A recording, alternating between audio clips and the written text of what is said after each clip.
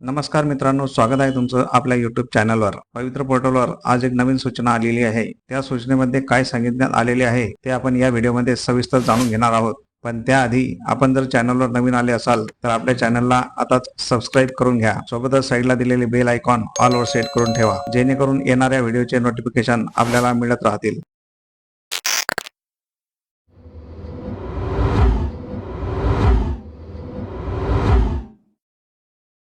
तर दिनांक 14/9/2024 रोजी पवित्र पोर्टलवर आज एक प्रेस नोट रिलीज करण्यात आलेली आहे. त्यामध्ये असे नमूद केलेले आहे की पवित्र प्रणाली मार्फत निवडलेल्या सर्व शिक्षण सेवक व शिक्षक यांना शिक्षण सेवक कालावधीमध्ये परीक्षा उत्तीर्ण करणे बंधनकारक असल्याच्या बातमीबाबत खुलासा केलेला आहे. तर स्थानिक स्वराज्य संस्था तसेच खासगी शैक्षणिक व्यवस्थापनांना त्यांच्या व्यवस्थापनातील शिक्षकांची रिक्त पदे भरण्यासाठी पवित्र पोर्टलवर 21,678 रिक्त पदांसाठी एकूण 19,986 पदांकरिता पात्र उमेदवारांची शिफारस करण्यात आली आहे. शासन निर्णय दिनांक 19/6/2013 अन्वये विहित केलेल्या धोरणास अनुसरून मुख्य कार्यकारी अधिकारी यांच्या मागणीप्रमाणे सेमी इंग्रजी माध्यमाचे शिक्षक उपलब्ध करून देण्याबाबत शासन पत्र दिनांक 25/1/2024 अन्वये निर्देश आहेत. तसेच अशा शिक्षकांच्या नियुक्तीनंतर शिक्षण सेवक कालावधीमध्ये त्यांची कौशल्य चाचणी राज्य शैक्षणिक संशोधन व प्रशिक्षण परिषद महाराष्ट्र राज्य पुणे यांच्या अधीनस्थ प्रादेशिक विद्या प्राधिकरण छत्रपती संभाजीनगर इंग्रजी भाषेशी संबंधित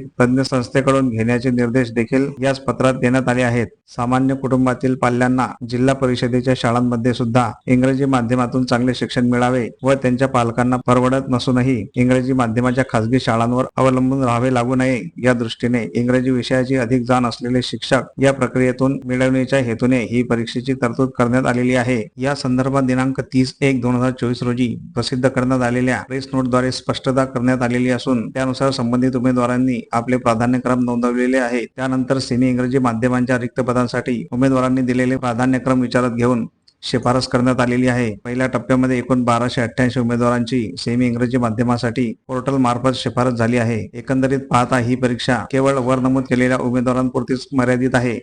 पवित्र पोर्टल मार्फत निवड झालेल्या अन्य अभियोग्यता धारकांचा काहीही संबंध नाही. असे असतानाही वस्तुस्थितीची कोणतीही खातरजमा न करता अथवा शासन निर्णय न वाचता काही मंडळींनी समाज माध्यमांद्वारे काही वर्तमानपत्रांमध्ये शिक्षण सेवक कालावधीमध्ये सर्व शिक्षकांना पुन्हा एक परीक्षा द्यावी लागणार असल्याचे वृत्त प्रसारित केले आहे.